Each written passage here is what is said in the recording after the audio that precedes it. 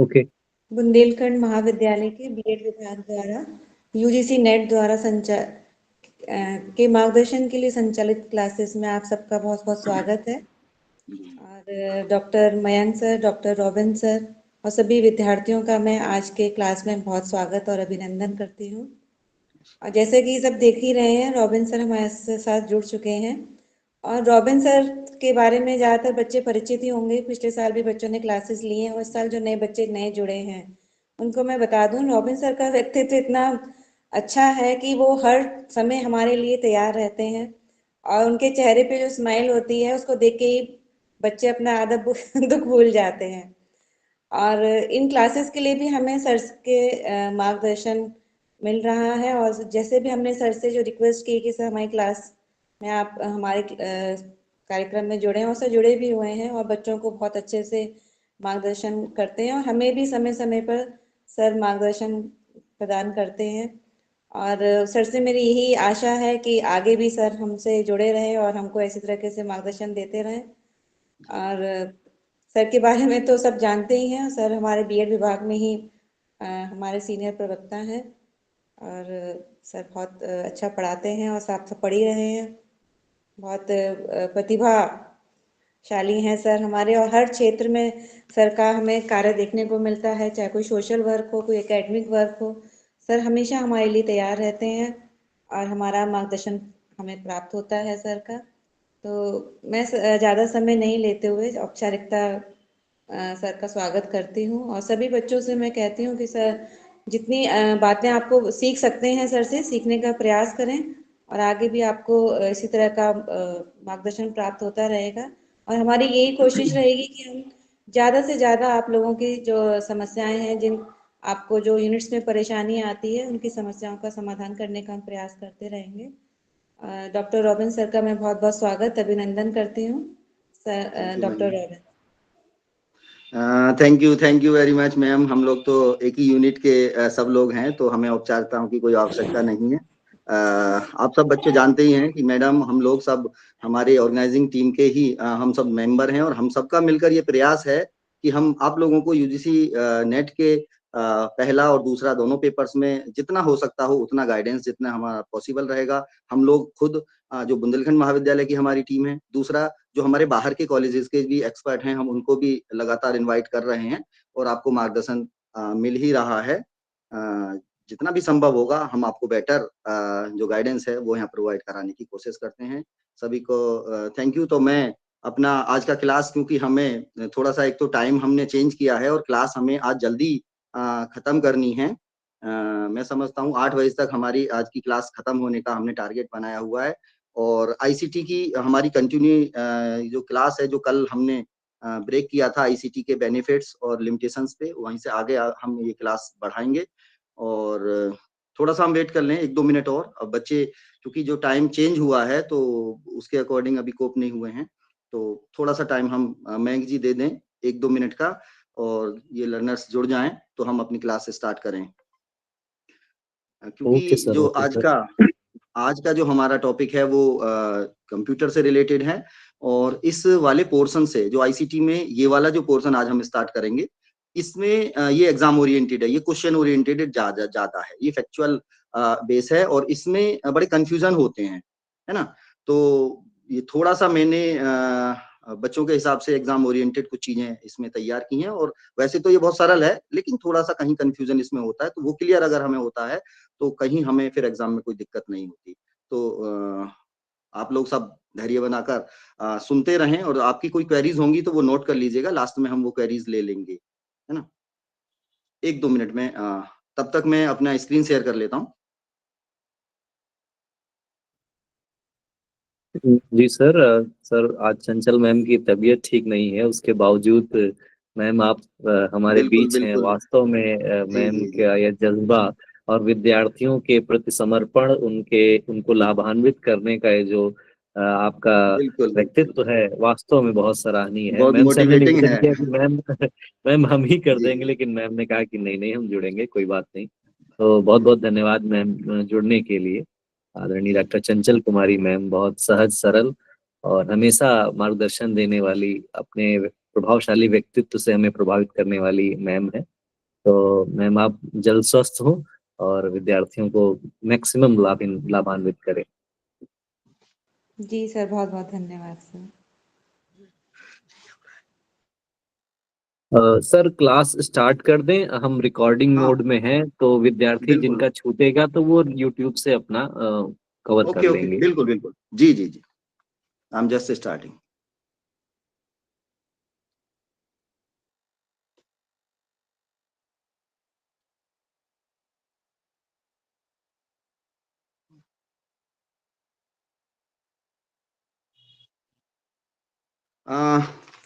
क्या ये मेरा व्हाइट बोर्ड विजिबल है? कोई बता दीजिए प्लीज। Yes sir. जी sir, okay. Visible.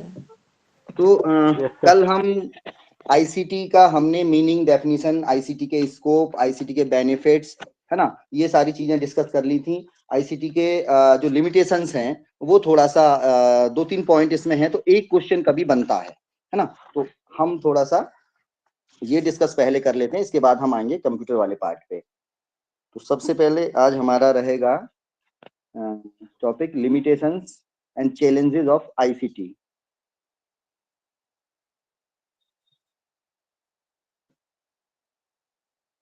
Limitations and challenges.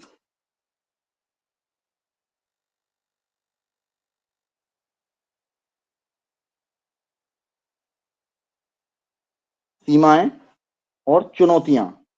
क्योंकि आईसीटी देखिए एक ऐसा प्लेटफॉर्म है, एक ऐसा मीडियम है, एक ऐसे संसाधन है, हम इसको ऐसी तकनीकी कह सकते हैं जो कि हमें हमारे टीचिंग लर्निंग को, क्योंकि अब हम एजुकेशनल पॉइंट ऑफ व्यू से आईसीटी का अध्ययन हम यहाँ कर रहे हैं, क्योंकि आईसीटी वैसे तो जीवन के प्रत्येक क्षेत्र में कहीं ना कहीं हमारे काम आ ही रहा है, लेकिन as a teacher NTA exam भी हमसे यही उम्मीद करता है कि हमें जो अवेयरनेस आईसीटी की हो, वो टीचिंग लर्निंग प्रोसेस के दौरान कैसे आईसीटी को यूज करना है, कैसे उसको बेटर बनाने के लिए उसका हम उसका सपोर्ट ले सकते हैं। तो उसी लिहाज से हम आईसीटी को अभी तक पढ़ रहे हैं और आगे भी हम उसी लिहाज से पढ़ेंगे।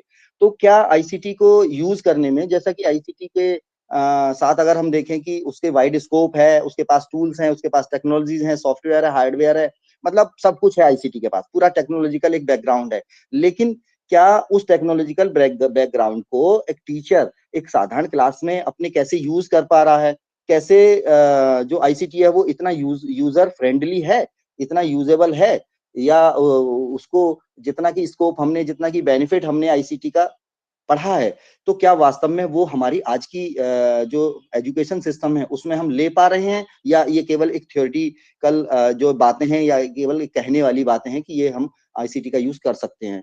तो 2-3-4 पॉइंट इसमें हम डिस्कस करेंगे जो कि हमें ये बताएंगे कि हाँ, आईसीटी का यूज करने में कुछ हमें समस्याएं आ सकती हैं, आईसीटी का यूज करने में कुछ लिमिटेशंस हैं, कुछ सीमाएं हैं और कुछ चुनौतियां हैं, जिन पर कि हम अगर ध्यान दें, अगर उनको हम उन पर काम करने की कोशिश करें, तो जरूर आईसीटी को हम बेटर यूज कर पाएंगे टीचिंग लर्निंग प्रोसेस के दौरान। ठीक है। तो सबसे पहले तो आईसीटी का एक यही ड्रॉबैक है कि आईसीटी महंगी बहुत है ना। आईसीटी के टूल्स जो हैं, हार्डवेयर जो हैं, सॉफ्टवेयर जो हैं, वो महंगे हैं। आप भी जब देखते होंगे, जनरली जब हम घर में भी अपने छोटे मोटे काम के लिए, वीडियो एडिटिंग के लिए, या फाइल ट्रांसफरिंग के लिए, फाइल को चेंज करने के लिए, जब हमें किन्हीं टूल्स की आवश्यकता पड़ती है, तो कोई सॉफ्टवेयर हम कहीं से लेते हैं, कभी कहीं कहीं कहीं हमें फ्री सोर्स में वो सॉफ्टवेयर मिल जाता है, ओपन सोर्स में मिल जाता है फ्री में, लेकिन वो सॉफ्टवेयर हमें कुछ दिन के लिए मिलता है और उसके बाद हमें उसका पेमेंट करना होता है।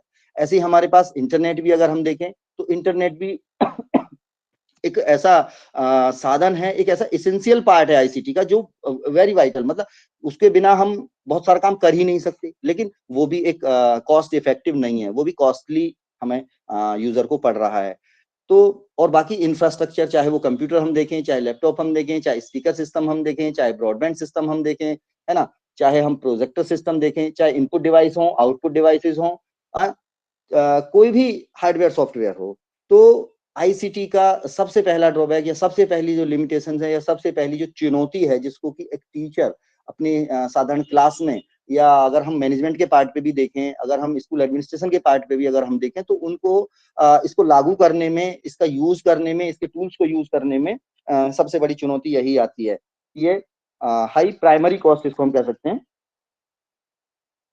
हाई प्राइमरी कॉस्ट या इंफ्रास्ट्रक्चरल कॉस्ट जो होगी, जो उसको सेटअप करने के लिए जो कॉस्ट चाहिए होगी, तो स्टार्टिंग में बहुत ज्यादा कॉस्टली हमारे जो टूल्स पड़ते हैं। उसके बाद हम अगर उनका यूज करते हैं तो रेगुलर बेसिस पे भी हमारे जो एक्सपेंसेस हैं वो होते ही हैं, लेकिन अगर हम प्राइमरी कॉस्ट की बात करें तो वो बहुत ज्यादा होती है। हाई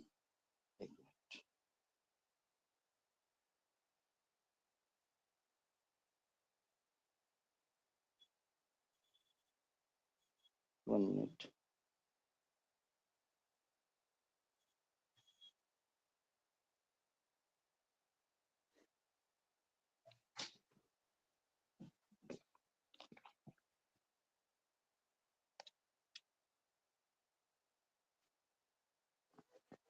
प्राइमरी कॉस्ट तो प्राथमिक जो है, उच्च प्राथमिक या उच्च प्रारंभिक लागत, स्टार्ट करने के लिए जो हमें लागत लगती है वो हमारी क्या है, वो बहुत ज्यादा लग जाती है। ठीक है, उच्च प्रारंभिक लागत।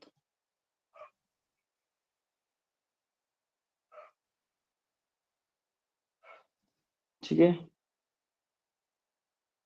यानी बेसिक स्ट्रक्चर है ना, जो बेसिक स्ट्रक्चर है हमारी आधारिक जो संरचना है उसको खड़ा करने में हमें कोई प्रॉब्लम है क्या?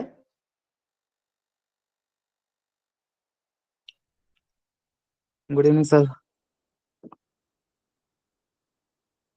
गुड इवनिंग भैया। Let's focus on individual differences. मैंग जी सब कुछ ठीक है ना?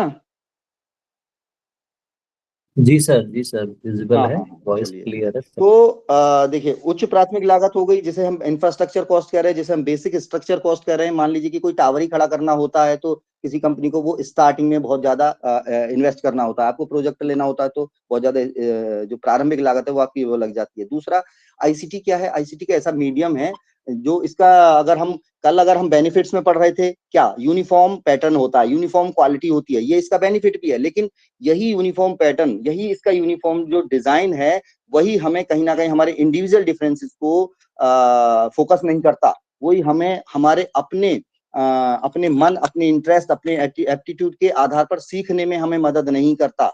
जो एक टीचर अपनी सामान्य कक्षा में इंडिविजुअल डिफरेंसेस का ख्याल रख सकता है, व्यक्तिगत भेदों का ख्याल रख सकता है, इंडिविजुअलाइज्ड एजुकेशन दे सकता है, वो आईसीटी के माध्यम से उतना ज्यादा हेल्पफुल नहीं हो पाता, उतना ज्यादा सक्सेसफुल नहीं हो पाता। हालांकि बेनिफिट्स में हमने इंडिविजुअलाइज्ड जो एजुकेशन है वो पहला ही पॉइंट हमने बेनिफिट में पढ़ा था, लेकिन वहां क्या है, वहां इंडिविजुअलाइजेशन केवल फ्लेक्सिबिलिटी के सेंस में हमने पढ़ा था। ये आप या रिकॉल कीजिए कल का, तो हम वहां फ्लेक्सिबिलिटी है जब एक स्टूडेंट एक यूजर के रूप में आईसीटी का यूज कर रहा है, ई रिसोर्सेज का यूज कर रहा है, तो उसके पास फ्लेक्सिबिलिटी है, तो वो इंडिविजुअलिटी है। लेकिन एक टीचर के पार्ट में, जब टीचर अपनी क्लास में आईसीटी का यूज करता है, तब वहां इंडिविजुअल डिफरेंसेस सफर करते हैं। तो व्यक्तिगत भिन्नता पर कम ध्यान दिया जाता, लेस फोकस। ठीक है, व्यक्तिगत भिन्नताओं पर कम ध्यान। ठीक, यहां से ये क्वेश्चन बन जाता है कभी कभी। ICT is originally an distributing system. देखिए, एक ये चीज है, यहां से आप समझेंगे, ICT is originally an distributing, यानी कि ये सूचनाओं को प्रोसेस करके डिस्ट्रीब्यूट करने का काम कर रही है। हमारे चाहे वो लेक्चर हैं, चाहे हमारी ऑडियो वीडियो है, चाहे हमारे डेटा हैं, फैक्ट्स हैं, फाइल हैं, इनको ज्यादातर क्या कर रही है आईसीटी? आईसीटी की मदद से हम उसको बेटर क्या कर पा रहे हैं, शेयरिंग कर पा रहे हैं, ट्रांसफरिंग कर पा रहे हैं, डिस्ट्रीब्यूशन हम ज्यादा कर रहे हैं। टीचर का काम इस लिहाज से वो थोड़ा बर्डन कम कर देती है कि टीचर को जो फाइल शेयरिंग है उसमें मदद कर दे रही है, जब उसको डिजाइनिंग है फाइल्स की उसमें मदद कर दे रही है, लेसन की जो डिजाइनिंग है उसमें मदद कर दे रही है। लेकिन जो टीचर के बहुत सारे स्किल्स हैं उनमें आईसीटी का कोई बहुत ज्यादा यूज नहीं होता। ये एक पार्ट है टीचिंग लर्निंग का जिसमें की मदद कर सकती है, ये पूरी टीचिंग नहीं हो सकती। ये यहाँ इसका पॉइंट है समझने का कि ICT is originally and distributing system. तो ये केवल क्या है, ये वितरण प्रणाली है ना, डिस्ट्रीब्यूटिंग सिस्टम है ये देखिए, कोई भी टेक्नोलॉजी टीचर को रिप्लेस नहीं कर सकती। ये एक बेसिक बेसिक हम कहें कि हमारा फंडा है, ये एक हमारा आधारभूत ये हमारा तथ्य है कि कोई टेक्नोलॉजी टीचर को रिप्लेस नहीं कर सकती। तो टीचर के पार्ट पे जो स्किल्स टीचर यूज करता है क्लासरूम में, टीचिंग लर्निंग में, वो कोई भी टेक्नोलॉजी उसको उसकी मदद उनमें नहीं कर सकती, ना उसको रिप्लेस कर सकती और ना उसकी एज अ टीचिंग नहीं कर सकती। कहने का मतलब ये कि मशीन टीचिंग नहीं कर सकती। ठीक है, इस तरह से ये पॉइंट है। तो आईसीटी क्या है? वितरण, केवल वितरण प्रणाली है। ठीक है, नेक्स्ट हम बात करें मूल्यांकन की, डिफिकल्टी इन इवेल्युएशन।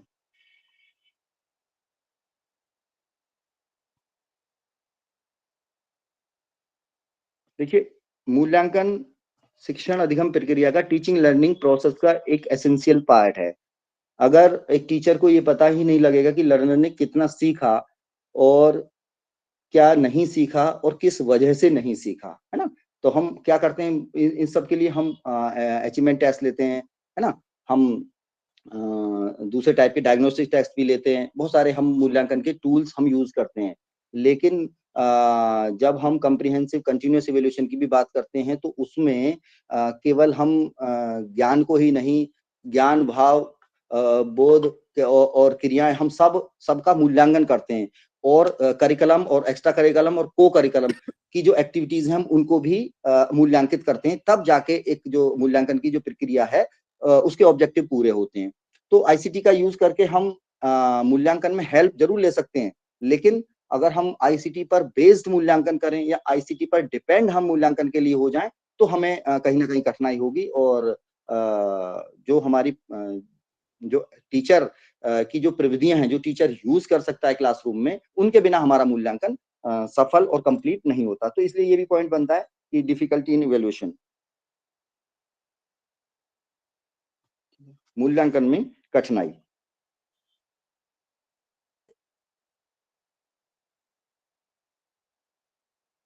ठीक है, उसके बाद देखिए, ये तो डिफिकल्टीज हो गई। दूसरा चैलेंजेस में आएगा नीड ऑफ कंटिन्यूअस ट्रेनिंग। अगर हम आईसीटी का यूज करते हैं तो हमें अवेयरनेस और नॉलेज होनी चाहिए, हमें ट्रेनिंग होनी चाहिए, क्योंकि आईसीटी में, क्योंकि ये एक इंजीनियरिंग टेक्नोलॉजी का पार्ट है, ये कंप्यूटर टेक्नोलॉजी का पार्ट है, ये आईटी का पार्ट है। हमने कल भी पढ़ा था कि ये आईटी का सबसेट है। तो आईटी क्योंकि एक बड़ी इंजीनियरिंग डिपार्टमेंट का हिस्सा है, तो वहाँ वो लोग जो आईटी प्रोफेशनल्स हैं वो नई नई डिवाइसेस, नई नई टूल्स जो हैं, हार्डवेयर सॉफ्टवेयर हमें प्रोवाइड करा रहे हैं। लेकिन उनको हम कितना यूज कर पाते हैं, हम जब तक कोई हम लागू करते हैं किसी टूल को अपनी एजुकेशन में, तो जब तक हम उसको सीखना प्रारंभ करते हैं या उसका यूज करना हम शुरू करते हैं, तब तक हमारे सामने कोई दूसरा टूल आ जाता है, वो कोई बेटर टूल आ जाता है। जब हम दूसरे टूल को सीखना और यूज करना शुरू करते हैं, तब तक कोई नया टूल हमारे सामने। तो हमारा चैलेंजेस यही है कि हमें रेगुलर ट्रेनिंग कौन दे। एज अ टीचर हमें इस तरह के कोई प्लेटफॉर्म नहीं मिलते जहां टीचर को आईसीटी के टूल्स की ट्रेनिंग कराई जाए, है ना। तो इस तरह से ये एक बहुत बड़ा चैलेंज है। आईसीटी हम यूज तो करें, डिवाइस तो हम ला सकते हैं, खरीद सकते हैं, इंस्टॉल करा सकते हैं, लेकिन उनको एक यूजर के तौर पे हम कैसे यूज करें, वो भी एक बड़े ट्रेनिंग का जो हमारा पार्ट है, वो भी कहीं ना कहीं मिस रहता है। तो नीड ऑफ कंटिन्यूअस ट्रेनिंग।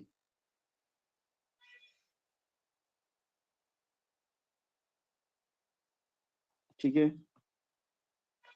सतत प्रशिक्षण की आवश्यकता, लगातार प्रशिक्षण चाहिए, और वो हमारे शिक्षकों को नहीं मिल पाता, सतत प्रशिक्षण की आवश्यकता। ठीक है, need of change in attitude. अब ये देखिए, ये क्वेश्चन इसमें से बनेगा जरूर, है कि ध्यान रखना, need of change in attitude. Question आएगा कि आईसीटी के शिक्षण प्रशिक्षण में प्रयोग में बाधाएं निम्नलिखित में से कौन कौन सी हैं, या आएगा इनमें से कौन सी नहीं है बाधा, है ना। तो इस तरह से ये पॉइंट्स हैं, इन्हीं में से वो जो हमारे ऑप्शंस हैं वो बनेंगे लगभग। तो ये एक और मेन पॉइंट बनता है कि आईसीटी हम यूज तो करना चाहते हैं, लेकिन कई पार्ट पे हमारे एडमिनिस्ट्रेटर हैं, हमारे मैनेजर्स हैं, हमारे स्टेक होल्डर्स हैं, हमारे टीचर्स हैं, जो भी आईसीटी के एंड यूजर भी हो सकते हैं, वो सब कितना चाहते हैं मन से आईसीटी को यूज करना, वो उस पर डिपेंड करता है उसका यूज। केवल कोई टूल, केवल कोई टेक्नोलॉजी को, केवल कोई इंटरनेट और कोई सुविधाएं आपको अपने आप से मोटिवेट नहीं कर सकती कि आप यूज करें उन्हें, है ना। उसके लिए आपको स्वयं तैयार होना पड़ेगा, आपको स्वयं उसको सीखना होगा, स्वयं उसका यूज करना होगा, स्वयं आपको परेशान होना होगा, तब जाके आईसीटी का जो सक्सेसफुल ओरिएंटेशन है वो एजुकेशन में हो पाएगा। तो need of change in attitude, ये एक बहुत बड़ा चैलेंज है। हमारे एटीट्यूड नहीं बदलते, है ना। टीचर को जब कोई नई टेक्नोलॉजी आती है तो सबसे पहले टीचर क्या कहते हैं, अरे ये क्या आ गया, है ना, ये और एक नया सरदर्द हमारी जान को आ गया है, ये सही क्या हो जाएगा, अभी तक जो हम पढ़ा रहे थे उसी से क्या हो रहा है, अब ये नई चीज आ गई, अगर हम इसी से पढ़ा लेंगे तो ही कौन सा ये जो है बहुत सफल हो जाएंगे, है ना। इस तरह के जो हमारे एटीट्यूड है, एक नेगेटिव जो हमारी विचारधारा है, नेगेटिव जो हमारी अभिवृत्ति है आईसीटी के प्रति, वो हमें चेंज करने की आवश्यकता है, और ये बहुत बड़ा टास्क है ना। मनोवृत्ति में परिवर्तन की आवश्यकता, एटीट्यूड।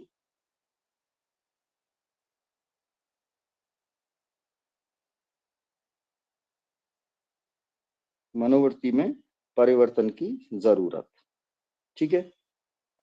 नेक्स्ट है लैक ऑफ आईटी अवेयरनेस, ये तो अभी बात हुई गई, खैर थोड़ी सी ट्रेनिंग वाले पार्ट में आ गई, लैक ऑफ आईटी अवेयरनेस, है ना, जागरूकता की कमी है, आईटी एजुकेशन की कमी है, ठीक है। और लैक ऑफ आईसीटी इंफ्रास्ट्रक्चर, ये भी पहले वाले पॉइंट में आई गई, उच्च प्रारंभिक लागत वाले में आ गई कि जब हमारे पास इंफ्रास्ट्रक्चर है ही नहीं, एक टीचर अगर जानता भी है आईसीटी का यूज करना, उसको ट्रेनिंग भी किया गया है, वो चाहता भी है, उसकी मनोवृत्ति भी बन गई, ठीक है, और वो उसमें जागरूकता भी है ना, वो सारी चीजों पर जो है अच्छे से सब कुछ बढ़िया है, लेकिन उसको इंफ्रास्ट्रक्चर नहीं मिल रहा है, उसको सुविधाएं नहीं मिल रही है, उस क्षेत्र में नेटवर्क ही नहीं है, वहाँ जो जिस स्कूल कॉलेज यूनिवर्सिटी में वो हैं, वहाँ उनको सुविधाएं नहीं दी जा रही हैं, तो ये एक बहुत बड़ा फॉल्ट हो सकता है, लैक ऑफ आईसीटी इंफ्रास्ट्रक्चर।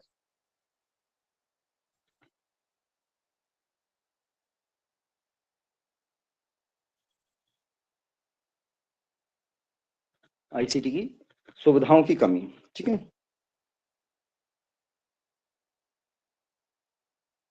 तो ये हो गया हमारा आईसीटी का यूज करने में जो चैलेंजेस हैं, जो सीमाएं हैं और जो चुनौतियां हैं, लिमिटेशंस एंड चैलेंजेस, सीमाएं और चुनौतियां। तो यहाँ तक मैं समझता हूँ कि सिंपल चीजें हैं, क्लियर हो गई होंगी। हम नेक्स्ट हमारा जो आज का टॉपिक है उस पर हम चलते हैं, क्योंकि आईसीटी एक कंप्यूटर सपोर्टेड ट्रेनिंग है, या हम कहें टेक्नोलॉजी है, कंप्यूटर टेक्नोलॉजी है, आईटी का ही पार्ट है, तो इसमें सबसे ज्यादा जो यूज हम करते हैं वो कंप्यूटर बेस्ड टेक्नोलॉजी का करते हैं, कंप्यूटर सिस्टम का सबसे ज्यादा इसमें यूज होता है, क्योंकि कंप्यूटर एक ऐसा डिवाइस है जो कि हमारे यूजर के जो निर्देश हैं, यूजर की जो इंस्ट्रक्शंस हैं, यूजर के जो आदेश हैं, है ना, जो काम यूजर करना चाहता है, उन आदेशों के आधार पर उन इंफॉर्मेशन को लेके, उस इंफॉर्मेशन को प्रोसेस करके और वो वांछित परिणाम देने वाली एक डिवाइस है ना। और इसका हमारे जो टीचिंग लर्निंग के जो टेक्नोलॉजीज हैं, टीचिंग लर्निंग की जो जितने भी हमारे डिवाइसेस हैं, कहीं ना कहीं सभी में कंप्यूटर टेक्नोलॉजी का यूज हो रहा है।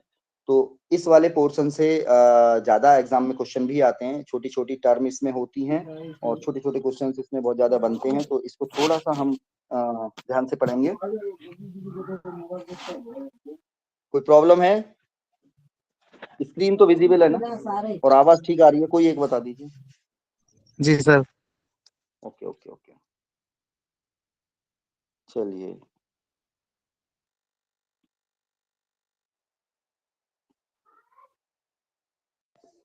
सर एक बार रिवाइज करवा दीजिए फिर से। कौन सा बेटा? ये लिमिटेशंस या कल वाला पूरा ही रिवाइज करवाऊं? सर आज वाला। आज वाला। देखिए हम पढ़ रहे थे बेटा आईसीटी, कल हमने आईसीटी के बेनिफिट्स पढ़े थे, है ना, क्योंकि एक बेनिफिट्स में से भी क्वेश्चन बन सकता है, एक इसमें से भी बनेगा, है ना। तो इसके कुछ पॉइंट्स हैं। देखिए आईसीटी कैसे टीचर एजुकेशन टीचिंग लर्निंग में या एजुकेशन में हम कहें तो कैसे उसको यूज करने में क्या समस्याएं आ रही हैं, है ना, क्या समस्याएं आएंगी या क्या चुनौतियां आएंगी, उन चुनौतियों में से यहाँ से 2-3 पॉइंट्स बनेंगे, तो इनमें से ऑप्शन बन जाएंगे, क्वेश्चन बन जाएगा, है ना। तो हमने बात की सबसे पहले उच्च प्रारंभिक लागत, जो स्टार्टिंग में आईसीटी के टूल्स को सेटअप करने के लिए हमें जो लागत लगती है वो बहुत ज्यादा होती है। अभी आप अगर एक लैपटॉप खरीदने चले जाते हैं तो अच्छी कॉन्फ़िगरेशन का लैपटॉप आपको 1-1.5 लाख रुपए में मिलता है है ना, जिसमें कि वो सारी सुविधाएं हों जिनको कि आप यूज कर सकें। मिनिमम रिक्वायरमेंट वाला लैपटॉप भी आपको 50-60 हजार रुपए में मिलता है। तो एक टीचर, आप खाली आपको एक लैपटॉप से ही काम नहीं चलेगा, आपको एक प्रोजेक्टर भी लेना होगा। अगर आप अपनी क्लास में सिंपली एक ऐसी स्मार्ट क्लास बनाना चाह रहे हैं, हालांकि आज तो स्मार्ट क्लास के मायने कुछ और ही हो गए हैं, इंटरेक्टिव बोर्ड आ गए हैं जो कि बहुत ज्यादा कॉस्टली है, लेकिन अगर सिंपली आप वर्ड की फाइल प्रोजेक्ट करना चाह रहे हैं, आप ऑडियो वीडियोज प्ले करना चाह रहे हैं क्लासरूम में, है ना, आप साउंड सिस्टम भी उसमें लगाना चाह रहे हैं, तो आपको प्रोजेक्टर, कंप्यूटर और स्पीकर्स और इंटरनेट की आवश्यकता अगर होती है तो उसकी लागत भी 2-2.5 लाख रुपए तक पहुंच जाती है। तो कहने का मतलब ये क्या है कि प्रारंभिक लागत जो है वो बहुत ज्यादा है ना, इसलिए आईसीटी का बहुत ज्यादा यूज नहीं हो पा रहा है ना। अगर हमें सरकार की तरफ से डिवाइस मिल भी जाते हैं तो फिर क्या होता है कि फिर हम उसको यूज करने के लिए हम एलिजिबल नहीं है, या अवेयर नहीं है, या ट्रेंड नहीं है। ये ट्रेनिंग वाले हमारे पॉइंट में आ जाएगा। हम अवेयर नहीं है और हमें ट्रेनिंग नहीं मिला हुआ, तो सतत हमें ट्रेनिंग की भी आवश्यकता होती है। तीसरा, हम ट्रेनिंग पे भी भेज दिए गए, हमारे पास डिवाइस भी आ गई। अभी जैसे हो भी रहा है सरकारी संस्थानों में, बहुत सारे स्मार्ट क्लासरूम जो है बनाए जा रहे हैं, लेकिन क्या उन स्मार्ट क्लासरूम में सारे शिक्षक उनको यूज कर रहे हैं?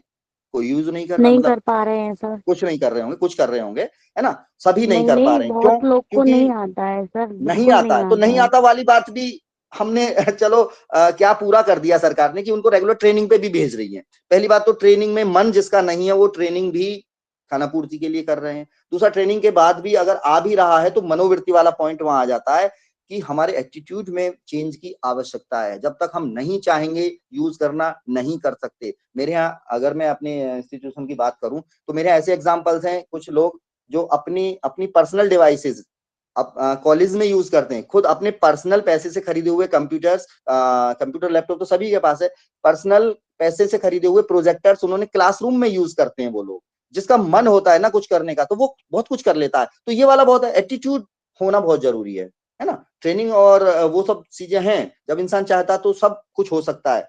ठीक है, तो ये भी है ना, मनोवृत्ति वाला जो पॉइंट है वो है। और आईटी अवेयरनेस और इंफ्रास्ट्रक्चर, ये इसी में पॉइंट में आ गया कि सुविधाओं की तो कमी हमारे पास है ही।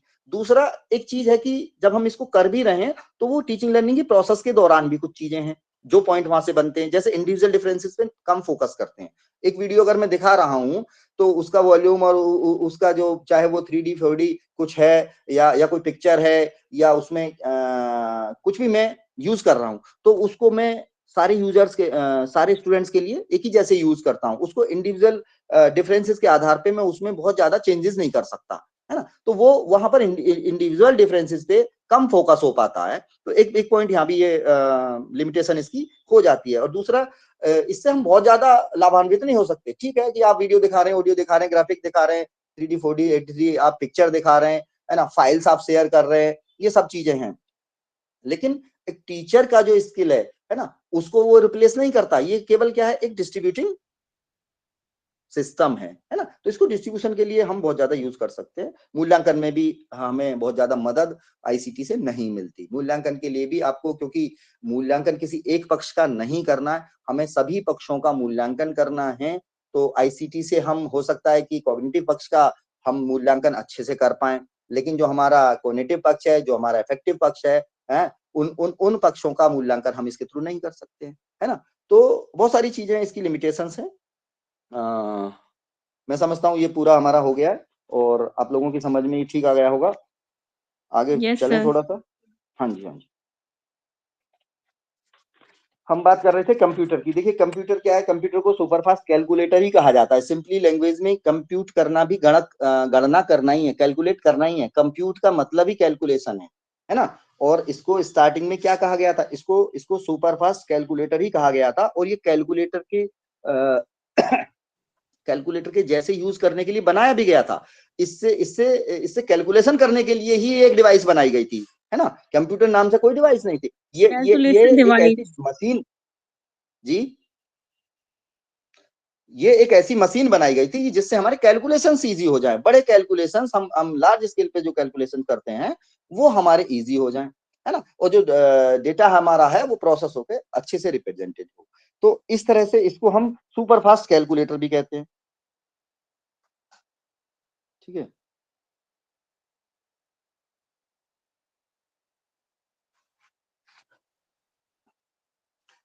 लेटिन वर्ड कंप्यूट से बना है ये, कंप्यूट, ये लेटिन का वर्ड है कंप्यूट। कंप्यूट का मतलब है कैलकुलेट, गणना। तो इसीलिए इसको क्या कैलकुलेशन करने वाली डिवाइस या कैलकुलेटर भी कहा जा रहा है, टू कैलकुलेट। या कंप्यूटेयर, एक वर्ड है कंप्यूटेयर, इससे भी ये बनाए, ये भी टू काउंट और सम, जोड़ना, गिनना, कैलकुलेट करना, गणना करना। तो इसको इसलिए क्या कह रहे हैं, गणक यंत्र भी इसको कहते हैं, गणना सर करना। बेटा ये माइक जरा कोई म्यूट कर लीजिए प्लीज। माइक किसका खुला है डॉक्टर साहब?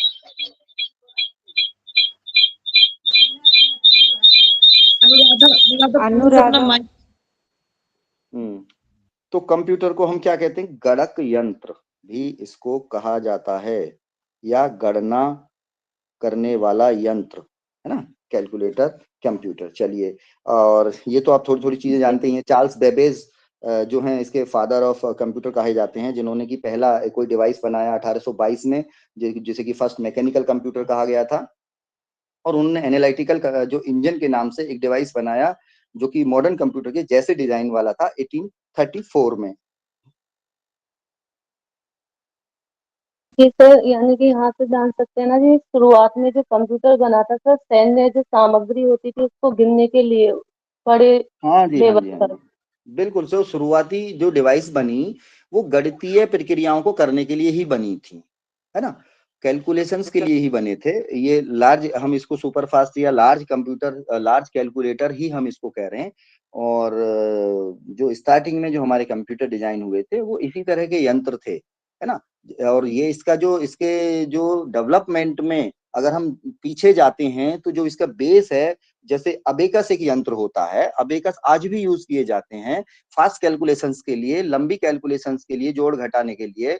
अबेकस एक छोटी सी डिवाइस होती है जिसमें बहुत सारे वायर्स और कुछ बिट्स होते हैं, उनके जरिए क्या होता है, कैलकुलेशंस की जाती हैं। तो इसी तरह का एक लार्ज अबेकस सबसे पहले बनाया गया था चाइना में, वो 1602 में, है ना। तो अबेकस ऐसा एक बेस है जिसको कि रिफाइन करके आगे कैलकुलेटर्स, आगे फिर एनालिटिकल इंजन अगर हम बोलें, और फिर मॉडर्न कंप्यूटर, धीरे धीरे ये सब डेवलपमेंट इसका हुआ है। तो यहाँ से बहुत ज्यादा क्वेश्चन नहीं बनते। तो चार्ल्स बेबेज जो है, इन्होंने फर्स्ट मैकेनिकल कंप्यूटर 1822 में बनाया, और 1834 में एनालिटिकल इंजन बनाया। एक क्वेश्चन यहाँ से कुछ आ सकता है, फर्स्ट मैकेनिकल कंप्यूटर। जब हम इसकी जनरेशंस पढ़ेंगे तो ये चीजें और हम डिटेल, इसमें जो एग्जाम ओरिएंटेड होंगे क्वेश्चंस, वो हम आपको फैक्ट लिखा देंगे, ठीक है।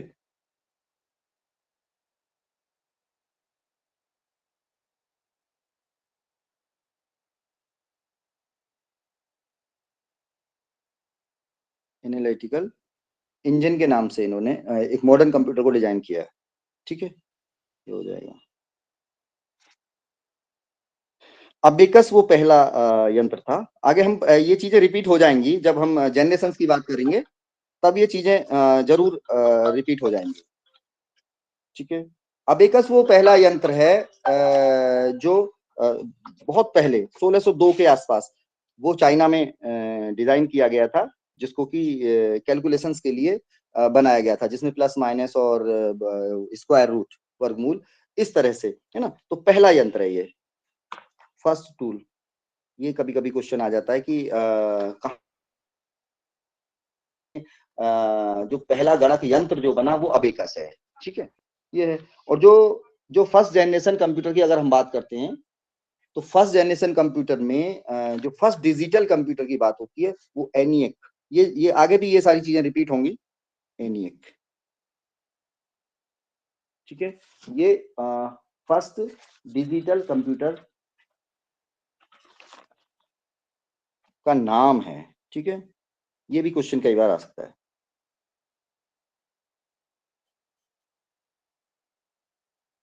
चलिए खैर, बात करें कंप्यूटर को कैसे डिफाइन किया गया है। कंप्यूटर बेसिकली है क्या, है ना, थोड़ा सा कि देखिए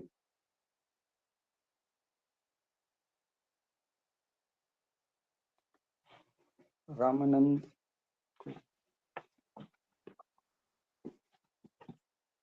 मैसेज करके पूछो क्या है, पापा क्लास ले रहे हैं ना। चलिए, तो computer is a fast electronic device that processes the input data according to the instructions given by the programmer or user and provides the desired information as an output। तो क्या करता है कंप्यूटर? कंप्यूटर एक ऐसी fast electronic device है जो कि user के इंस्ट्रक्शंस के आधार पर डेटा को प्रोसेस करता है और डिजायर्ड आउटपुट देता है। तो अभी हम आगे बात करेंगे कि जो इसका जो ऑपरेटिंग सिस्टम है, जो इसका जो हम कह कि संचालन विधि है इसकी या क्रिया विधि है कंप्यूटर की, वो क्या है, इनपुट प्रोसेस और आउटपुट, उस पे डिपेंड है पूरी की पूरी, है ना। और पहले अगर हम देखें तो जो कंप्यूटर है कैलकुलेशंस के लिए यूज होता है, और एक ऐसे पर्सन के लिए भी कंप्यूटर का टर्म यूज होती थी जो कि कैलकुलेशंस का काम करते थे, है ना। और अभी क्या है, अभी ये ऑटोमेटेड इलेक्ट्रॉनिक मशीन है, ठीक है। तो इसको हम शॉर्ट में समझ तो गए हैं, लिख सकते हैं automated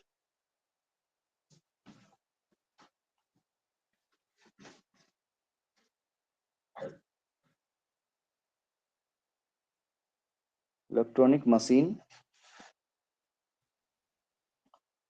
used to process data according to the instructions of user।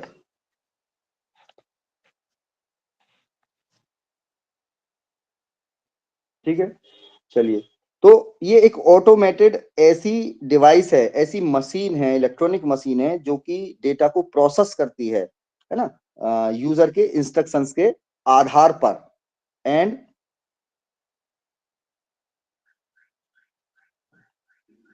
Provides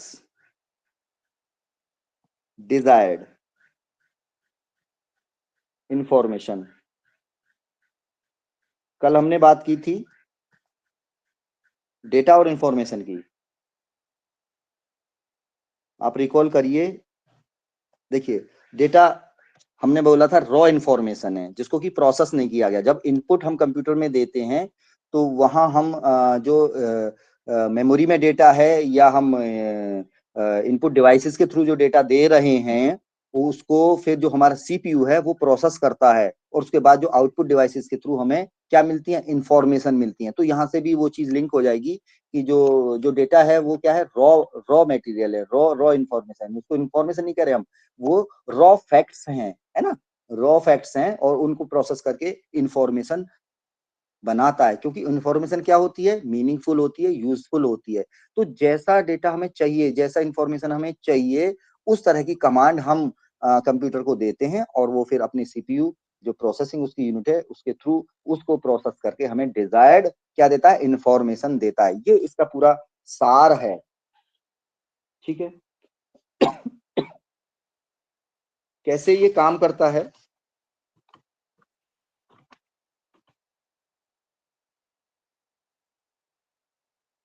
process of computer अगर हम देखें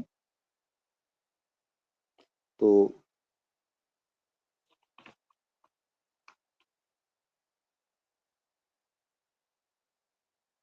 हमारे पास इनपुट है। इनपुट क्या है, इनपुट वो इंस्ट्रक्शंस हैं जो यूजर देता है ना। कंप्यूटर में जो सूचनाएं देते हैं, जो हम उसको आदेश देते हैं, जो हम उसको निर्देश देते हैं कि हमें क्या चाहिए हमारे सिस्टम में, चाहे हमें वर्ड की फाइल चाहिए, चाहे पीडीएफ की फाइल चाहिए, चाहे हमें कोई वीडियो ऑपरेट करना है, चाहे हमें कैलकुलेशंस करनी है, चाहे हमें गूगल से कुछ इंफॉर्मेशन चाहिए होती है ना, तो हम क्या देते हैं, कमांड देते हैं। तो वो हम कमांड किसके थ्रू देते हैं, हम इनपुट यूनिट के थ्रू देते हैं। और जब इनपुट यूनिट जो है वो कमांड कौन लेता है, इनपुट यूनिट के थ्रू जो कमांड है वो कौन लेता है, वो आपका सीपीयू लेता है। ठीक है, ये है हमारा सीपीयू, सेंट्रल प्रोसेसिंग यूनिट हम इसको कह रहे हैं।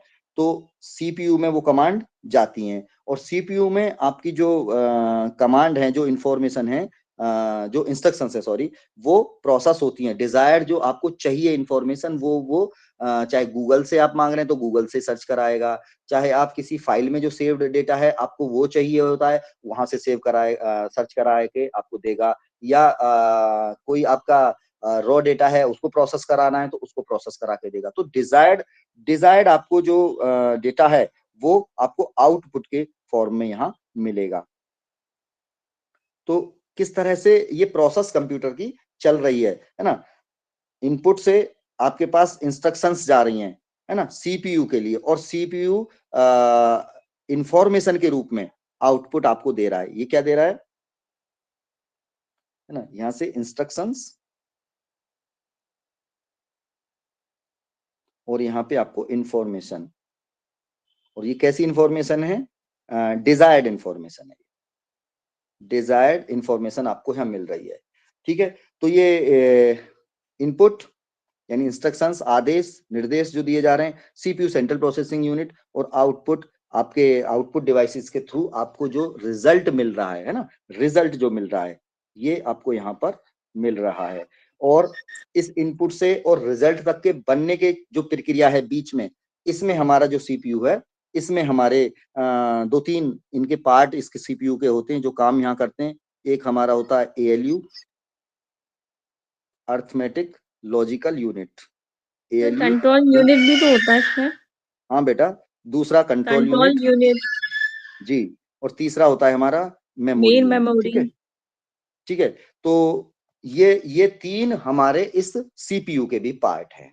अब देखिए, क्योंकि ये बेसिकली क्या है, ये कुछ अर्थमेटिक और लॉजिकल प्रोसेसेस करता है, तो वो वाला पार्ट जो हमारा एएलयू है वो अर्थमेटिक लॉजिकल प्रोसेसेस कराता है। दूसरा कंट्रोल यूनिट है, कंट्रोल यूनिट क्या करता है, इस पूरी प्रोसेसिंग के दौरान कब कितना, देखिए कोई मशीन अगर चलती है तो कितने, जैसे आप कोई मशीन चलाते हैं तो उसमें कुछ रेगुलेशंस होते, रेगुलेटर्स होते हैं जो कि उसकी गति को रेगुलेट करते हैं, है ना। कोई वाहन भी आप चलाते हैं तो किस गियर में कितने आरपीएम पर कितनी स्पीड आप देते हैं, कब ब्रेकिंग लगाते हैं, ये सब क्या है, ये सब है उसका रेगुलेशन, ये सब है उसका कंट्रोलिंग। ऐसे ही कोई मशीन स्टार्ट करके आप उसको फुल्ली अपने ऊपर नहीं छोड़ देते, उसके ऊपर क्या करते हैं, आप कंट्रोल करते हैं, चाहे आप मैनुअली कंट्रोल करते हैं चाहे आप ऑटोमेटिकली कंट्रोल करते हैं, है ना। तो ऐसे ही ये कंप्यूटर भी है, इनपुट के थ्रू जब हमें इंस्ट्रक्शंस सीपीयू को मिलती हैं तो सीपीयू डिजायर्ड वे में जब इंफॉर्मेशन चाहिए होती है तो कितना, कहां से कैसे प्रोसेस करना है, कौन से पार्ट को उसको प्रोसेस करना है, कौन से ब्राउजर से इंफॉर्मेशन लेनी है, कैसे किसको देनी है, तो इस पे कंट्रोलिंग वाला जो काम करता है वो इसका कंट्रोलिंग यूनिट करता है। एप्लीकेशन पे, सॉफ्टवेयर पे, और यूजर और जो आपका मेमोरी है, जो आपकी डिवाइस में मेमोरी पड़ी हुई है या जो आपकी फाइल्स हैं, उनके बीच में एक संतुलन बनाने का काम करता है हमारा कंट्रोल यूनिट। ठीक है, अभी आगे इसमें अभी विस्तार से और बात होंगी। और तीसरा है हमारा मेमोरी। देखिए, अब ये मेमोरी, यहां से एक प्रश्न आता है कि सीपीयू के पार्ट कौन कौन से हैं। ये ध्यान रखना कि कई बार ऑप्शन में आता है एएलयू और सीयू, कहीं कहीं हमें पढ़ने को भी मिल जाता है एएलयू और सीयू सीपीयू के पार्ट है, वहां वो मेमोरी को उसका पार्ट नहीं बनाते। लेकिन अगर ऑप्शन में ऐसा ऑप्शन कोई आ रहा है एएलयू, सीयू और मेमोरी, तो आपका वो जो ऑप्शन है वो ज्यादा सटीक ठीक है ना। अगर ऑप्शन में ही नहीं है मेमोरी तो आपको एएलयू और सीयू वाला ऑप्शन लगाना ही होगा। लेकिन अगर ऑप्शन में मिलता है तो एएलयू, सीयू और मेमोरी, क्योंकि ये इंटरनल मेमोरी के लिए कहा गया है। इंटरनल मेमोरी जो हमारे सीपीयू से कनेक्टेड होती है, जिसमें रैम और रोम आते हैं, वो हमारे सीपीयू का ही पार्ट होती है। इसलिए ये आपको यहाँ ध्यान रखना है कि एएलयू, सीयू और मेमोरी तीनों जो हमारे पार्ट हैं, इनको मिला के हमारा सीपीयू बनता है। तो इसको मेमोरी को यहाँ से हम अलग करके नहीं पढ़ सकते। ठीक है, जो एक्सटर्नल मेमोरी है, जो सेकेंडरी मेमोरी है, वो हम आगे स्टोरेज के रूप में पढ़ेंगे। लेकिन यहाँ जो हम ये मेमोरी है जो कि सिस्टम को ऑपरेट करने के लिए, सिस्टम को बूट करने के लिए, स्टार्ट करने के लिए और सब सॉफ्टवेयर को रन करने के लिए जो मेमोरी की आवश्यकता होती है, सॉफ्टवेयर को कमांड देने के लिए जो सिस्टम में पहले से कमांड पड़ी हुई होती हैं, वो हमारी रैम और रोम है। अभी हम इसको और आगे क्लियर करेंगे अच्छे से, यहाँ थोड़ा सा ध्यान देने वाली ये बातें हैं। तो इन तीनों पार्ट्स के थ्रू जो सीपीयू हमारा प्रोसेस करके और जो हमारा आउटपुट में हमें इंफॉर्मेशन प्रदान करता है, ये है। यहां तक सब ठीक है, सरल चीज है। अभी हम कंपोनेंट्स की बात करेंगे आगे, कंपोनेंट्स ऑफ कंप्यूटर, यहां से आपको ज्यादा चीजें क्लियर हो जाएंगी। सर 7:45 तक ही आज क्या क्लास शेड्यूल्ड है, तो सर अच्छा, उसी अकॉर्डिंग। जी सर। चलिए तो मैं थोड़ा सा इसका हेडिंग ले लेता हूं कंपोनेंट्स के, और कल हम डिटेल में फिर इसको डिस्कस करेंगे, क्योंकि ये इंपॉर्टेंट पोर्शन है, यहां से कई सारे प्रश्न इसमें बनेंगे सर। ठीक है,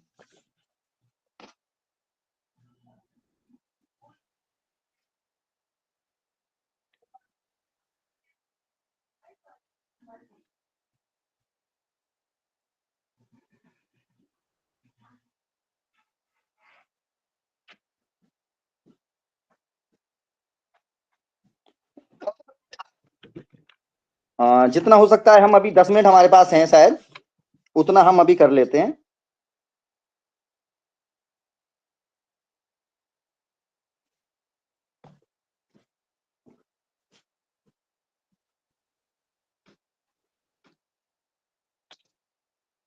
तो कंपोनेंट की अगर हम बात करें तो सबसे पहले, अभी जैसे हमने ऊपर भी प्रोसेस से थोड़ा सा समझा कि इसके जो पूरी प्रोसेस है उसमें इनपुट, सीपीयू और आउटपुट है ना। तो सीपीयू को हम प्रोसेसिंग कहते हैं, इसको हमने यहाँ प्रोसेसिंग, इनपुट, प्रोसेसिंग और आउटपुट, ये तीन जो है टर्म है। इनसे मिलकर हमारा जो है जो कंप्यूटर की प्रोसेस है वो पूरी होती है। ठीक है, इन्हीं पे बेस्ड हमारे ये कंपोनेंट्स हैं, यहां से हमें थोड़ा सा रिलेट हो जाएंगे। पहला है हमारा इनपुट यूनिट, इनपुट यूनिट या इनपुट डिवाइस भी हम इसको कहते हैं, इनपुट यूनिट ऑब्लिक डिवाइसेस। ठीक है, चलिए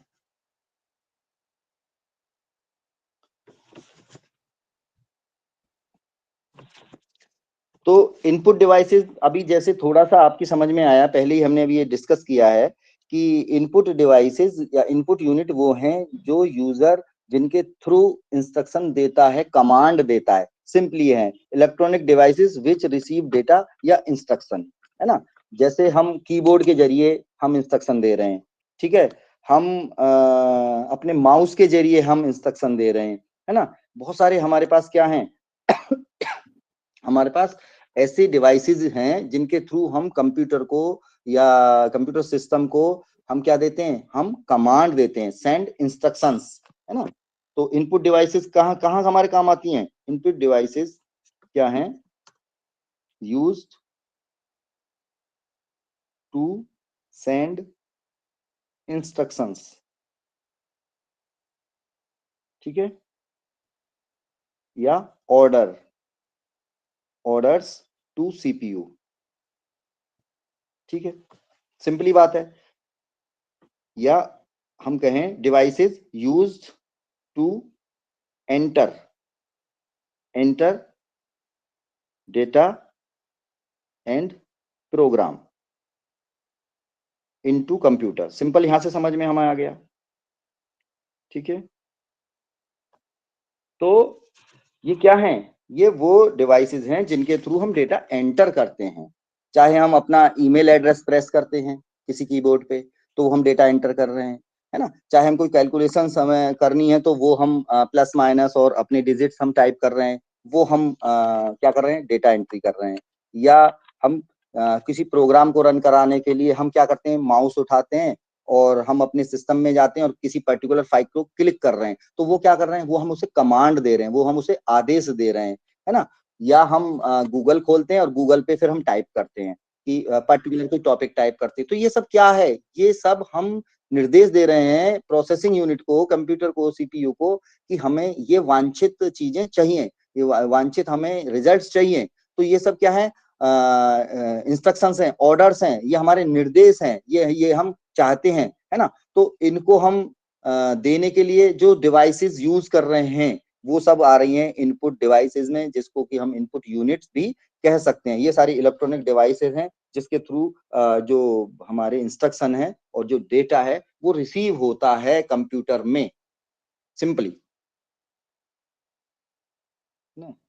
इलेक्ट्रॉनिक डिवाइसेस। सर एक बार इनपुट डिवाइस फिर से समझा दीजिए। हाँ बेटा, इनपुट डिवाइस का मतलब है, देखिए इनपुट किसमें है, इनपुट का मतलब अंदर आना, सीधा है। अंदर कहाँ जाएगा बेटा ये बताइए, अंदर कंप्यूटर में जा रहा है, तो कंप्यूटर में कोई कमांड अंदर जो जाएगी, ठीक है, वो इन इनपुट डिवाइसेस के जरिए से जाएगी। आप कंप्यूटर में अपना बेटा कहीं आपने कोई वीडियो सेव किया हुआ है तो उसको खोलने के लिए सबसे पहले आप क्या यूज करेंगे, माउस यूज करेंगे, ठीक है। कंप्यूटर ऑन करने के बाद आप माउस को माई कंप्यूटर पे लेके जाएंगे, फिर डॉक्यूमेंट्स में लेके जाएंगे, फिर फाइल्स में या डाउनलोड्स में, जहां भी आपकी वो फाइल है वहां क्लिक क्लिक क्लिक करते रहेंगे और फाइनली उस वीडियो फाइल पे जाके आप क्लिक करेंगे। तो ये आप क्या कर रहे हैं, निर्देश दे रहे हैं कंप्यूटर को कि मेरी वीडियो को खोलो, या पर्टिकुलर कहीं फोटो पड़ा हुआ है तो वो खोलो। या दूसरा काम ऐसे ही क्या करते हैं आप, गूगल क्रोम पे आप क्लिक करते हैं और वहां पे गूगल का जो है एक इंटरफेस आ जाता है और वहां पे सर्च बार आ जाता है और उसमें आप सर्च करके डालते हैं NCTE, है ना, या आप डालते हैं नेट सिलेबस, है ना, UGC NTA की साइट पे जाके, या साइट खोलते हैं nta.nic.in, तो ये डाल के आप क्लिक करते हैं। तो इसका मतलब आपको जो चाहिए आपने वो वहां पर डाल दिया है, यानी वो इनपुट कर दिया है, ठीक है। और इनपुट कर दिया, अब वो प्रोसेस करेगा। अब थोड़ी देर वो घूमता है, थोड़ी देर वो क्या टाइम लेता है ना, 1-2 सेकंड का CPU, और उसके बाद वो फटाफट आपके डिस्प्ले पे पूरा पेज NTA की साइट आ जाती है, उसमें सारे लिंक आ जाते हैं, उसके अंदर फिर आप जाते हो वो दूसरा लिंक आ जाता है, जो भी आप चाहते हैं। तो ये इनपुट डिवाइस का मतलब है कंप्यूटर को कमांड देने वाले डिवाइस। अब वो कीबोर्ड के थ्रू आप करते हैं टाइपिंग, माउस के थ्रू आप क्लिक करते हैं, ठीक है, स्पीकर के थ्रू आप अभी तो बोल के भी करते हैं। जैसे सिंपली अगर हम देखें, हमारे घर में टीवी लगे हुए हैं और वो टीवी अभी क्या है, वो एलेक्सा एनेबल टीवी है, तो आप उनके जो क्या है रिमोट कंट्रोल है, उन रिमोट पे एक बटन प्रेस करते हैं माइक वाला और उस पे बोलते हैं कि कोई मूवी का नाम बोल देते हैं या किसी चैनल का नाम बोल देते हैं। तो जैसे ही आप बोलेंगे आज तक, तो वो आज तक टीवी पे खुल जाता है। अभी आपको चैनल बदलना, चेंज करना, ढूंढना नहीं पड़ता। ये सब क्या है, ये जो वो आपने बोला है, वो जो यूज किया है डिवाइस, वो इनपुट डिवाइस है, और उसमें इनपुट हुआ, चला गया और उसने रिजल्ट आपको दिया। तो वो स्पीकर भी आपका इनपुट, जो माइक है वो भी आपका इनपुट डिवाइस है। कौन कौन से यहाँ इनपुट डिवाइस हैं अभी थोड़ा सा हम और आगे पढ़ेंगे, उससे आपको ज्यादा समझ में आ जाएगा। तो ये इलेक्ट्रॉनिक डिवाइस हैं विच रिसीव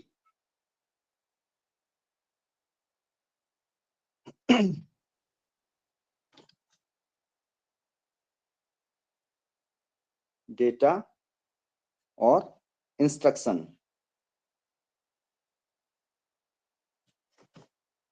ठीक है, रिसीव करते हैं, है ना। इसका मतलब ये मत समझ लेना कि ये खुद ही रिसीव करते हैं, ये यूजर से रिसीव करके और उसको CPU तक पहुंचाते हैं, ठीक है। तो इसलिए ये लिखा गया है डेटा को और इंस्ट्रक्शन को रिसीव करते हैं। जैसे माइक है तो रिसीव करेगा आपकी बात और फिर सिस्टम तक पहुंचाएगा, कीबोर्ड है तो आपने जहां जहां कीज प्रेस की हैं उसको रिसीव करेगा और कंप्यूटर को बताएगा, है ना।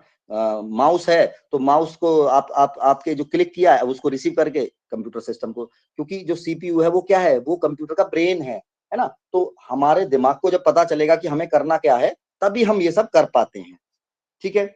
इसमें हम देखें हमारे पास बहुत सारी जो इनपुट डिवाइसेस हैं उनको हम थोड़ा सा देख लेंगे। सबसे पहले तो हमारे पास कीबोर्ड ही है, ठीक है।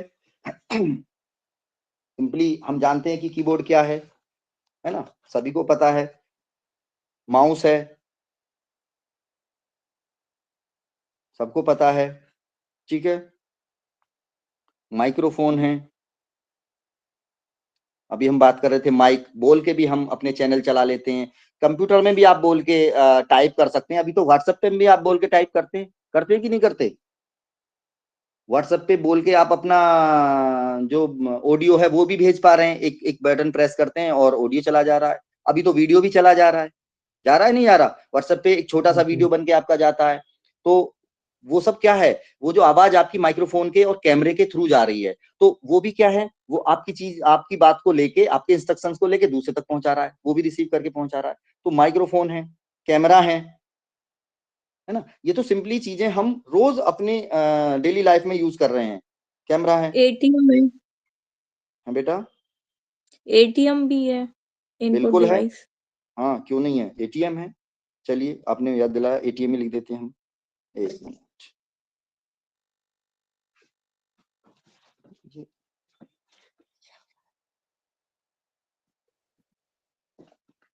सर टाइम देख लें। हाँ हाँ, ये इनपुट डिवाइस हम क्लियर कर लें, उसके बाद हम रोक लेंगे। चलिए, एटीएम है। अब एटीएम कैसे है, कौन बताएगा एटीएम कैसे इनपुट डिवाइस है? भाई एटीएम भी जब हम एटीएम मशीन में डालते हैं तो वो कैसे कमांड देता है? हम एटीएम कार्ड पे तो कुछ टाइप नहीं करते, वो ऐसे देता है कि एटीएम में एक चिप जो लगी हुई है, उस चिप के थ्रू हमारा डेटा बैंक में सेव है, उस सिस्टम में सेव है, और एटीएम अंदर जाते ही जब हम पासवर्ड डालते हैं तो वो उससे मैच कर लेता है और सीपीयू को, उसके प्रोसेसिंग यूनिट को बता देता है कि ये फलाना फलाना व्यक्ति है, इसके खाते में ये सब है, वो पूरा खोल लेता है। तो वो भी क्या करता है, एक इनपुट डिवाइस है ना। और फिर हम कमांड देते हैं कि 10,000 है ना, विड्रॉ करना है, तो वो उसे बारकोड कमांड भी तो देते हैं। इनपुट डिवाइस होती है। हाँ बेटा, बारकोड भी इनपुट डिवाइस होती है। हाँ बार कोड डिवाइस नहीं होती, बारकोड रीडर जो है, जी बारकोड जी। रीडर जो है वो इनपुट डिवाइस है, बारकोड एक मीडियम है। अभी हम इसकी बात कर रहे हैं। चलिए, एटीएम हो गया क्लियर, ठीक है। Yes sir. स्कैनर है, हाँ स्कैनर है। देखिए बहुत सारे जैसे आप बारकोड की बात आप कर रहे थे, तो बारकोड जो स्कैनर है ना, वो, और बहुत सारे के स्कैनर आजकल आ गए हैं। जैसे आप बात करेंगे कि जैसे फोटोकॉपी मशीन है ना, जैसे आपका जो फोटोकॉपी मशीन है वो कैसे एक कागज से दूसरे कागज को हूबहू प्रिंट कर देता है, वो उसके जो ग्राफिक्स हैं उसको स्कैन कर लेता है ना। तो इस तरह से हमारा स्कैनर है, ठीक है। नेक्स्ट हमारे पास आएंगे टच स्क्रीन भी। हमारा एक क्या है, अभी हम जिस टैब से पढ़ रहे हैं, जिस टैब पे मैं राइट कर रहा हूं, तो ये जो मैं इसको इनपुट दे रहा हूं, जो वर्ड्स मैं यहाँ टाइप कर रहा हूँ, सॉरी लिख रहा हूँ, वो आपके पास तक पहुंच रहे हैं।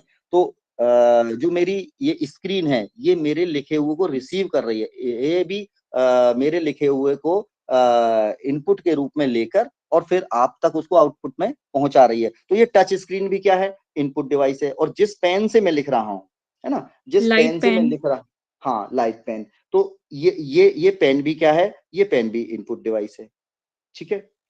ये होगा। अब हम बात करते हैं जो आप बात कर रहे थे, जो रीडर होते हैं, है ना, जैसे ओएमआर रीडर है ना, ओएमआर, कौन बताएगा ओएमआर क्या है? ऑप्टिकल मार्क रीडर, है ना। कहाँ कहाँ काम आता है? ओएमआर सीट्स, ओएमआर एग्जाम, ये सब सुना हुआ होगा, तो इससे इससे वाकिफ तो आप हैं ही हैं। ऑब्जेक्टिव टाइप के जो हमारे क्वेश्चन पेपर होते हैं, जिनमें कि 4 ऑप्शन में गोला लगाना है किसी में, तो वो जब गोला आप लगा देते हैं तो वो एक होता है मार्क। आपने वो क्या कर दिया, उसको मार्क कर दिया, काले बॉल पेन से मार्क कराते हैं। तो वो जो आपकी ओएमआर सीट है, वो जब कंप्यूटर में जाती है और जो उसका प्रोसेसिंग यूनिट है ना, वो कमांड देता है ऑप्टिकल मार्क रीडर को, है ना। तो वो ऑप्टिकल मार्क रीडर को कमांड देता है, तो वो रीडर उस मार्क को रीड कर लेता है कि पहले क्वेश्चन के लिए बी आपने मार्क किया, दूसरे क्वेश्चन के लिए सी आपने मार्क किया, तो उस मार्क को वो समझ लेता है, ठीक है। तो वो है हमारे optical mark reader, simply.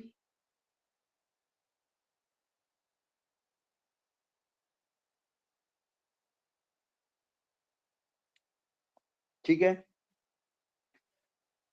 Next है, आप जो बात कर रहे थे, barcode reader, BCR, barcode reader,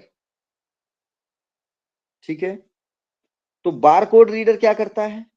barcode, बार होती हैं लाइंस, है ना। बहुत सारी जगह अभी तो आप देखेंगे अपनी किताब के पीछे वाले पेज पर आपको बारकोड मिल जाएगा। अगर अभी कोई जल्दी की खरीदी हुई आपकी कोई पुस्तक होगी, तो वहां आपको आईएसबीएन नंबर मिल जाएगा, और आईएसबीएन के नीचे खड़ी लाइन होंगी काले कलर में, है ना, उनके बीच में कुछ स्पेस होगा, तो उसका भी अपना क्या है, उसका भी अपना कोड है, उसके भी अपने नंबर हैं।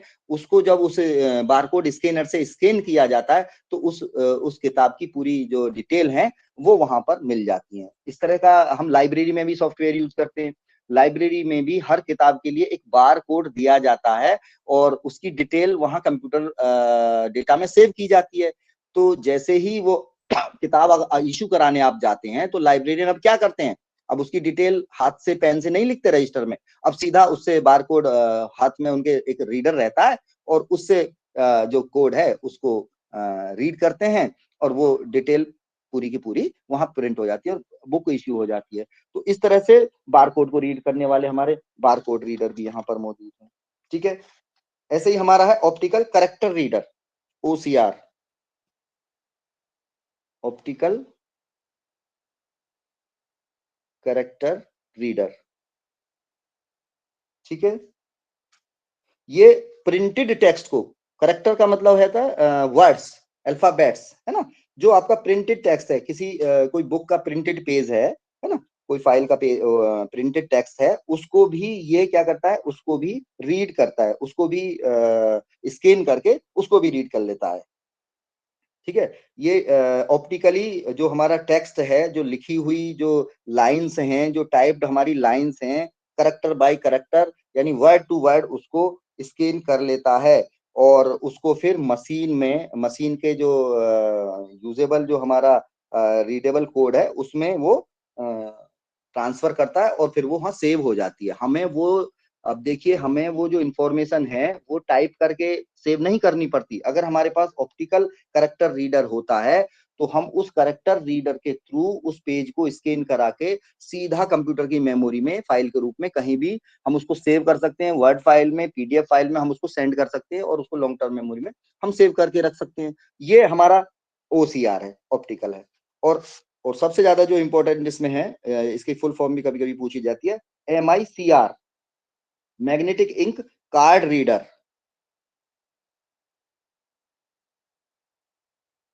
Magnetic ink card reader. ठीक है, ये बैंक में और बिजनेस के आप देखें कि मॉल्स में, शॉप्स में ये ज्यादा यूज होता है ना। इसमें जैसे जैसे बैंक में चेक को स्कैन करने के लिए, है ना, उस तरह का, क्योंकि उसमें मैग्नेटिक कुछ ऐसा ग्राफिक्स बनाया जाता है चेक के ऊपर जो कि उसको रीड कर लेता है ना, और उसकी चेक की पूरी डिटेल जो है वो पहले से हमारे सिस्टम में सेव हुई होती है, तो वो हमें बार बार टाइप नहीं करनी पड़ती। तो लार्ज अमाउंट में हमारे पास 100, 200, 400, 1000 चेक जब आते हैं तो हम उनको बार बार ओपन करके, बार बार उस अकाउंट को ओपन करके उसमें डालना और निकालना और उसको सबमिट करना नहीं करना पड़ता। सीधे क्या होता है, MICR जो हमारा रीडर है, हम उसको चेक के ऊपर रखते हैं और वो पूरी डिटेल सेव हो जाती है, फिर दूसरे चेक के ऊपर रखते हैं, फिर पूरी डिटेल सेव हो जाती है। तो ये ऐसी डिवाइसेज हैं जो हमारा समय, हमारी शक्ति, हमारा पैसा बचा रही हैं। ये सारी की सारी जो हम इनपुट कंप्यूटर में डालना चाह रहे हैं, है ना, अब आपकी समझ में आएगा इनपुट क्या है। जो जो सूचनाएं हम कंप्यूटर में डालना चाह रहे हैं, कंप्यूटर में सेव करना चाह रहे हैं, जिन सूचनाओं से हम आगे दूसरी सूचनाएं बनाना चाह रहे हैं, तो वो सूचनाएं हम इन डिवाइसेस के थ्रू कंप्यूटर में डाल रहे हैं और ये हमारा काम आसान कर रही हैं। हमें टाइप नहीं करना पड़ रहा, हमें बोल के नहीं बताना पड़ रहा, है ना। ये सब क्या कर रहे हैं, ये सारे के सारे डिवाइस हमें हेल्प कर रही हैं कि उस इतने लार्ज डेटा को फटाफट उस कंप्यूटर में इनपुट करा पा रही हैं। ठीक है, तो सर आगे का मुझे लगता है बस अगली लेक्चर में लिया 1 जाए। मिनट और लूंगा। सर जॉयस्टिक, बिल्कुल बिल्कुल, जॉयस्टिक के बारे में कोई बताएगा? गेम खेलने का।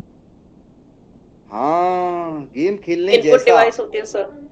ये बिल्कुल इनपुट डिवाइस है, लेकिन है क्या? अब आपने बताया सर कि ये ज्यादातर जो यूज होती है वो आजकल जो जैसे गेमिंग हमारे इंस्ट्रूमेंट आते हैं, PS4, PS5, हाँ, तो उनमें जो बच्चा कमांड देता है, जो आप दूर बैठ के कमांड देते हैं, तो वो आप जो भाई गन चला रहे हैं या आप साइड हो रहे हैं या आप पुश कर रहे हैं या बॉल उछाल रहे हैं, तो वो भी आपके कमांड लेता है, तो उसको हम जॉयस्टिक कह रहे हैं। सीधा अगर हम कहें तो जैसे आजकल हमारे हाथ लाइक में क्या होता कीपैड। है, माउस, वायरलेस जैसे माउस आ गया हमारे पास, हाँ कीपैड, हाँ, कीपैड और माउस का मिला जुला ये सारा कमांड ले लेता है ना। कीपैड में Yes, आपको sir. कोई एंट्री करनी है, एंटर करना है, और माउस के थ्रू अपना कर्सर इधर से उधर ले जाना है, तो ये दोनों काम एक साथ कर लेता है ना। और ये जो है ये पॉइंटिंग डिवाइस हम इसको कह सकते हैं, है ना, पॉइंटिंग डिवाइस। और ये केवल गेम्स के लिए ही नहीं यूज होता, ये बहुत सारे सिस्टम्स में, अब आप देखेंगे कुछ कंपनी के लैपटॉप्स आते हैं, उसमें भी एक क्या आता है, इस तरह से एक ये जॉयस्टिक का वो यूज दे देते हैं कि उससे एक बॉल जैसा एक की बना देते हैं, उस पे जब आप अपनी फिंगर रखते हैं तो उसको फिंगर को लेफ्ट राइट और ऊपर नीचे जैसे भी आप घुमाते हैं थोड़ा सा, तो वो जो आपका कर्सर है वो उसी दिशा में घूमता है। तो यानी कि जब हमारे पास स्पेस कम होता है तो हम इस चीज का यूज करके अपने कर्सर को पॉइंट कर सकते हैं। तो ये पॉइंटिंग हमारा डिवाइस है जो कि हमारे कर्सर को मूव कराता है, ठीक है सर एरोप्लेन में भी होता है ये जॉयस्टिक। हाँ। और ये ट्रैक बॉल,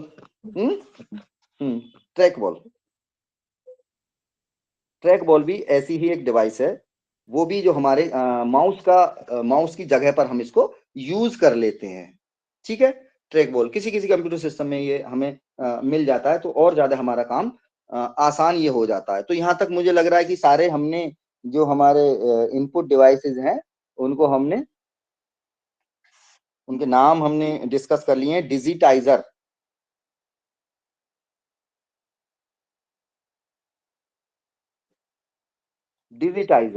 है ना, देखिए डिजिटाइजर भी क्या है, डिजिटल इंफॉर्मेशन को कन्वर्ट कर देता है, जो हमारे एनालॉग इंफॉर्मेशन को डिजिटल फॉर्म में कन्वर्ट कर देता है ना, एनालॉग।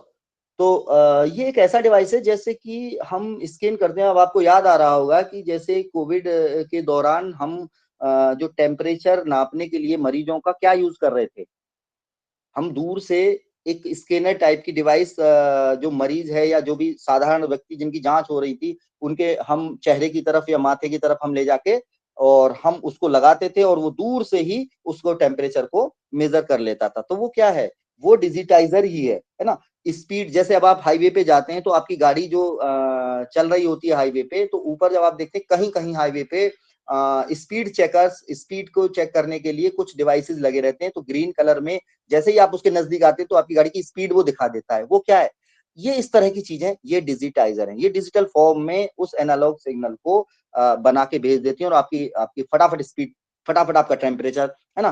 तो बहुत सारी चीजें इस फॉर्म में वो यूज करता है, इसे हम बोलते हैं डिजिटाइजर। तो ये भी एक इनपुट डिवाइस है, आपकी स्पीड का, आपके टेम्परेचर का, है ना। बहुत सारे इस तरह के एप्लीकेशंस में हम इसका यूज करते हैं। तो ये भी थोड़ा सा ध्यान रखने वाली बात है।